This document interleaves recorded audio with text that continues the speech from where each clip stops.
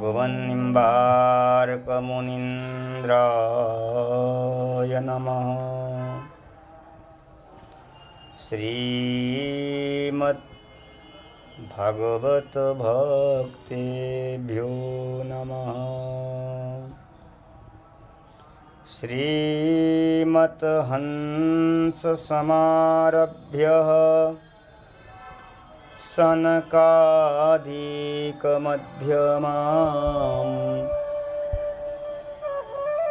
अस्मदाचार्यपर्यन्तां श्रीगुरुपुण्या महोत्सव की जय। जय जय राधे श्याम।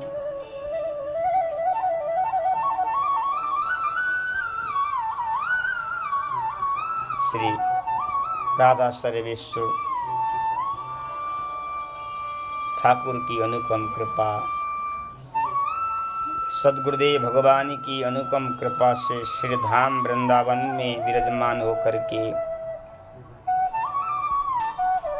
5 दिवस पर्यंत भगवत स्मरण एवं सद्गुरुदेव की महिमा का वर्णन करने का सौभाग्य प्राप्त हो रहा है। सद्गुरुदेव भगवान के चरण कमलों में बारंबार प्रणाम करते हुए, गौ माता के चरणों में बारंबार प्रणाम करते हुए, समस्त भक्तों के चरण कमलों में बारंबार प्रणाम करते हुए सद्गुरुदेव की महिमा का हम स्मरण कर रहे हैं। सद्गुरुदेव की महिमा अपार है, वर्णन करने के लिए वाणी भी अवरुद्ध हो जाता है, क्योंकि गोस्वामी जी महाराज कहते हैं कि गुरु बिनु भवनिधि तरहि न कोई, जो विरंचि शंकर सम होई। गोस्वामी जी ने कहा कि चाहे ब्रह्मा जी ही क्यों ना हो, विष्णु जी ही क्यों ना हो, भगवान शंकर ही क्यों ना हो, वो भी मनुष्य रूप में अवतरित होते हैं तो वो भी गुरु के शरण में जाकर के शिक्षा दीक्षा का ग्रहण करते हैं। भगवान राम आए धरातल पर अयोध्या में, उन्होंने भी वशिष्ठ जैसे विश्वामित्र गुरु के शरण ग्रहण किया, उनसे शिक्षा दीक्षा का ग्रहण किया। भगवान श्री कृष्ण भी आए, भगवान ने भी अवंतीपुरी में जाकर के शिक्षा ग्रहण किया, दीक्षा ग्रहण किया। तो भगवान भी गुरु बनाते हैं और गुरु बना करके गुरु के चरण में बैठ करके भगवान भी शिक्षा दीक्षा ग्रहण करते हैं। तो भगवान को भी गुरु बनाना अनिवार्य है। इस धरातल पर जब भगवान आते हैं तो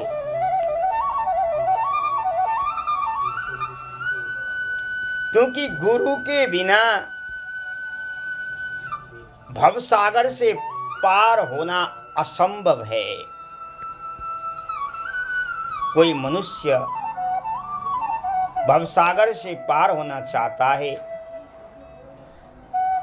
ये संसार से पार होना चाहता है, तो उसको भी गुरु के शरण ग्रहण करना चाहिए। गुरु की कृपा से ही वो भवसागर से पार हो जाता है, क्योंकि यही बात भागवत के 11 स्कंद में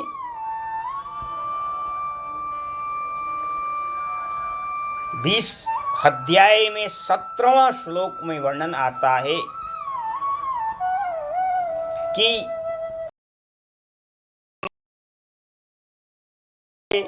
भजन करने के लिए मानव शरीर हमें प्रभु ने हमें दिया है।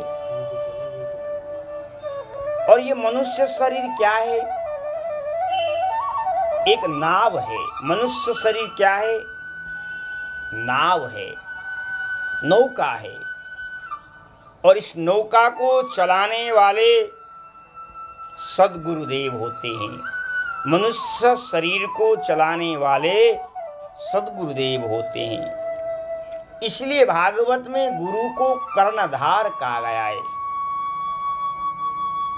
श्री सुखदेव जी महाराज कहते हैं परीक्षित जी को,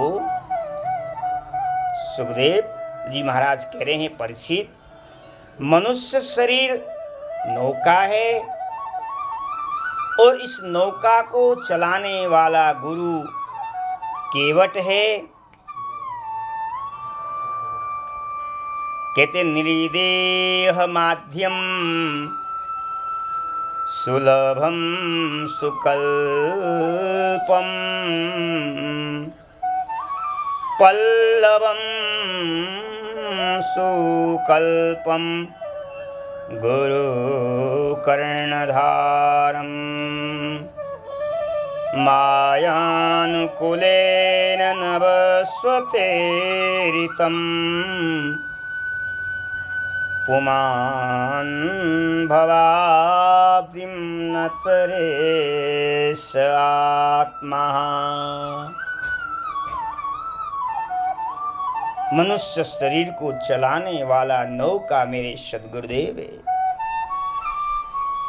हम जो भी आपको प्रवचन के माध्यम से आपको सुना रहे हैं और आप सुन रहे हैं, ये सद्गुरुदेव की कृपा है। ये सद्गुरुदेव की कृपा से ही हम श्रवण भी कर रहे हैं, सद्गुरुदेव कृपा से वर्णन भी हो रहा है।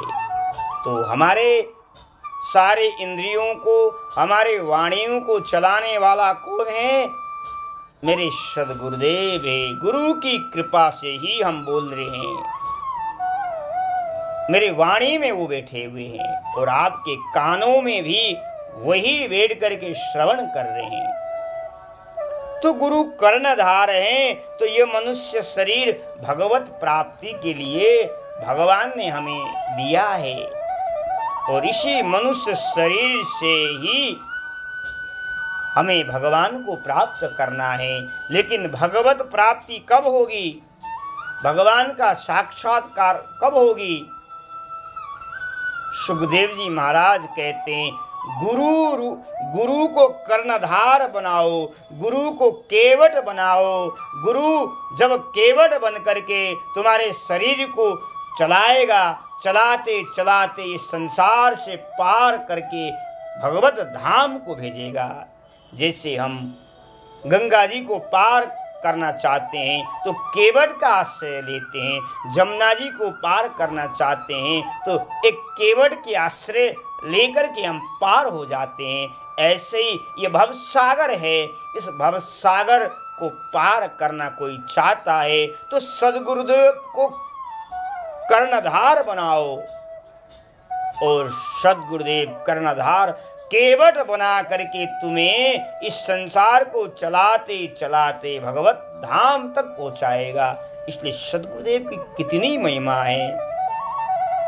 अगर मनुष्य शरीर प्राप्त होने के पश्चात वो गुरु के शरण में नहीं जाता है, गुरु से शिक्षा दीक्षा ग्रहण नहीं करता है, तो वो कहते हैं, सुखदेव जी महाराज कहते हैं परीक्षित, वो तो आत्माघाती है। वो अपने आत्मा को कष्ट पहुंचा रहा है। वो अपने आप को आनंद से वंचित हो रहा है। वो भवसागर से पार होने के लिए वो वंचित होता जा रहा है। इसलिए मनुष्य शरीर मिला है तो महाराज गुरु के शरण में जाइए। गुरु के शरण ग्रहण करके शिक्षा दीक्षा ग्रहण करके इस भवसागर से पार होना है, क्योंकि हमें इस संसार से पार होने के लिए ही हम धरातल पर आए हैं महाराज। क्योंकि गुरु की कितनी महिमा है। और इस समय तो गुरु महोत्सव चल रहा है। गुरु के बताए हुए बातों को अनुसरण करके जीवन में अपनाना है। गुरु ने जो बताया है उसको ग्रहण करके हमें भाव सागर से पार होना है, क्योंकि गुरु के बिना न सिद्धि प्राप्त होगी, न कोई हम कर्म करेंगे तब फल हमको तब प्राप्त होगा। गुरु के बताए हुए मार्ग को अपनाने से ही हमें फल को प्राप्त होगा। इसलिए नारद पंचरात्र में भी भगवान नारायण नारद जी को श्रोता बना करके कह रहे हैं, यावत गुरु ना क्रियते सिद्धि तान बन्न लभ्यते तस्मात् गुरुरे कर्तव्यो नैव सिद्धि गुरुर्विना। अगर कोई सिद्धि को प्राप्त करना चाहता है,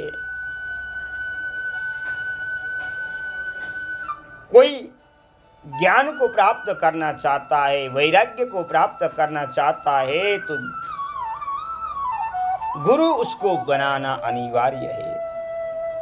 गुरु के शरण ग्रहण करना अनिवार्य है। नहीं तो महाराज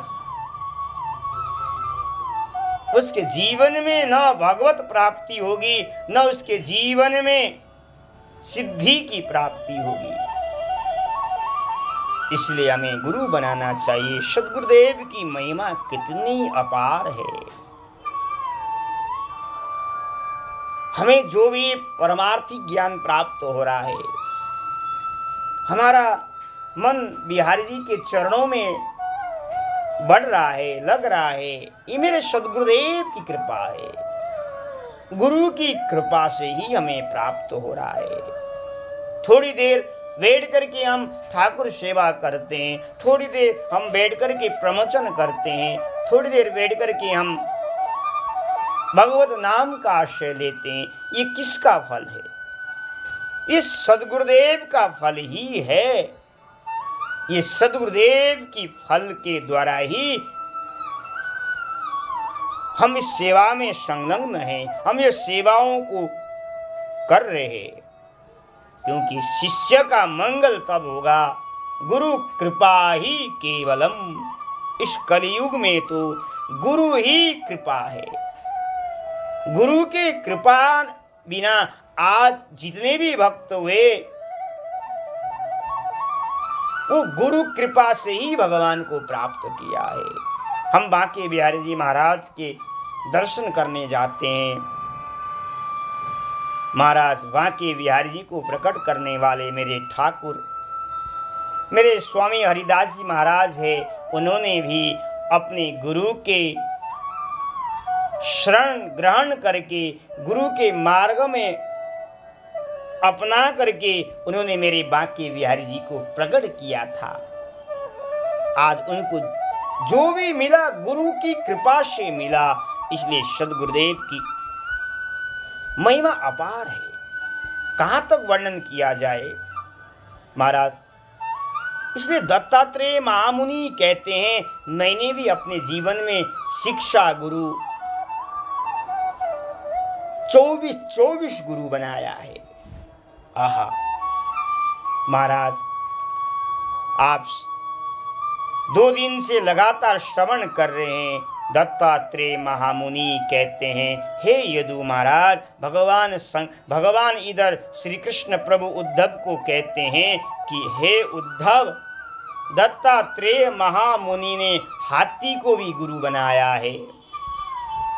और हाथी को गुरु बना करके उन्होंने क्या सीखा कि जैसे महाराज हाथी को पकड़ने के लिए लोग क्या करते हैं, पहले तो गड्ढे को खोदते हैं, गड्ढे को खोद करके नकली हाथी को वहां रखते हैं, काठ से बना हुआ हाथी को रख देते हैं। और हाथी जब देखता है कि मेरी हथिनी गड्ढे में गिर गई, उसको बचाना चाहिए, बचाने के बहाने से महाराज वो हाथी उस गड्ढे में प्रवेश करता है। और जैसे प्रवेश किया, आहा, उसी समय हाथी पकड़ने वाले हिंसक जीव ने उसको पकड़ लेते हैं और बांध लेते हैं। महीनों तक उसको वहां बांध करके रखते हैं, खाना पीना कुछ भी नहीं देते हैं। इस तरह से उसको पकड़ते हैं। जंगल का राजा हाथी है। अंत में महाराज गजराज को भी उन्होंने भिखारी बना दिया। क्यों? नकली हथिनी के आसक्त मोह के कारण से वो गड्ढे में गिर जाता है। दत्तात्रेय महामुनि कहते हैं, पदाविम युवतिम भिक्षुर न स्पृशे द्वारवीमपि। इसलिए दत्तात्रेय महामुनि कहते हैं, हे यदु महाराज, सन्यासी को, भक्त को, संत को कभी भी काठ की स्त्री के स्पर्श से भी बचना चाहिए। सन्यासियों को स्त्रियों से बचना चाहिए। लकड़ी की स्त्री ही क्यों न हो, उससे भी बचना चाहिए। क्योंकि महाराज अगर उसका भी स्पर्श करेगा तो वो भी जैसे हाथी गड्ढे में चला जाता है, वैसे सन्यासी संत भी इस संसार रूपी गड्ढे में जाकर के गिर जाएंगे। तो मनुष्य को भी कामिनी स्त्री के प्रति आसक्ति नहीं होना चाहिए, नहीं तो हाथी अपने हथिनी में आसक्त होकर के गड्ढे में चला जाता है, ऐसे ही विषय रूपी गड्ढे में मनुष्य भी जाकर के बद जाता है।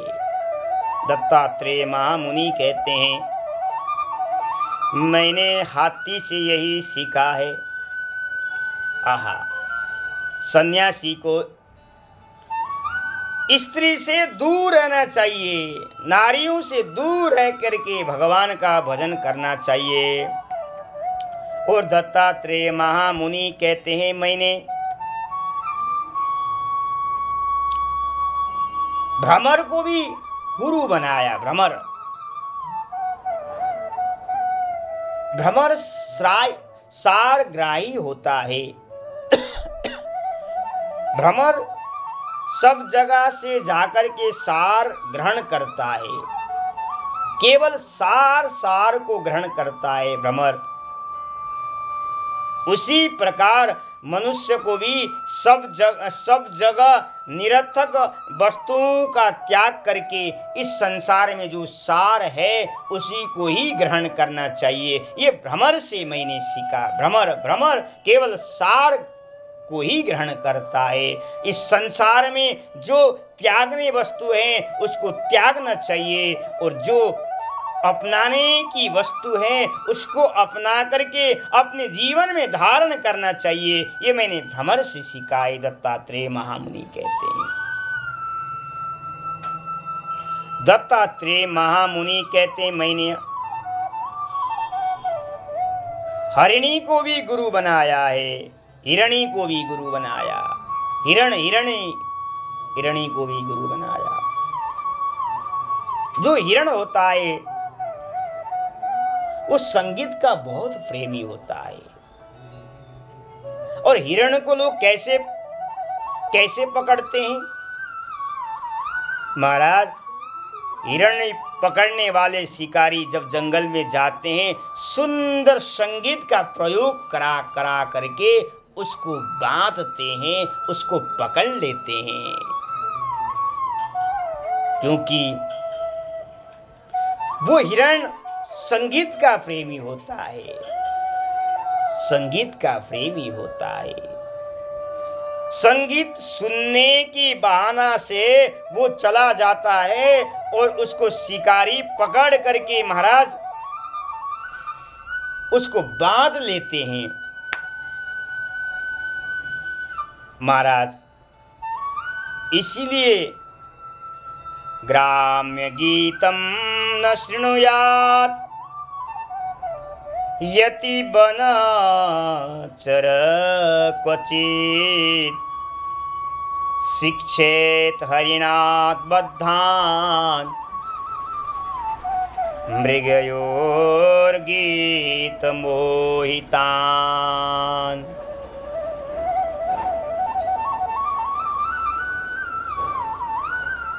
भक्तों को भी संतों को भी विषय गीत नहीं सुनना चाहिए।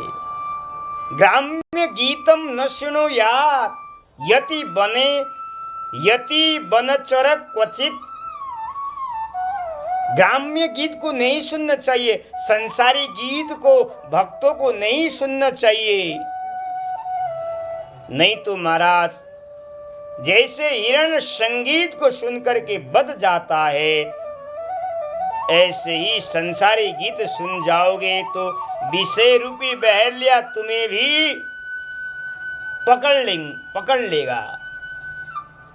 इसलिए संगीत नहीं सुनना चाहिए। हाँ, अगर कोई प्रेमी है संगीत का तो महाराज मीरा भाई का पदों का गायन करे, गोस्वामी तुलसीदास जी महाराज का रामचरितमानस का गायन करे, सूरदास जी ऐसे ऐसे महापुरुषों का संगीत का गायन करके अपने मन को लगाए। लेकिन ग्राम्यम गीतम संसारी गीत नहीं सुनना चाहिए।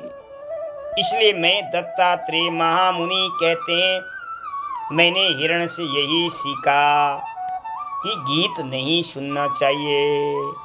श्री वृंदावन बिहारी लाल की जय, दत्तात्रेय महामुनि की जय। राधे राधे, श्री राधे श्याम।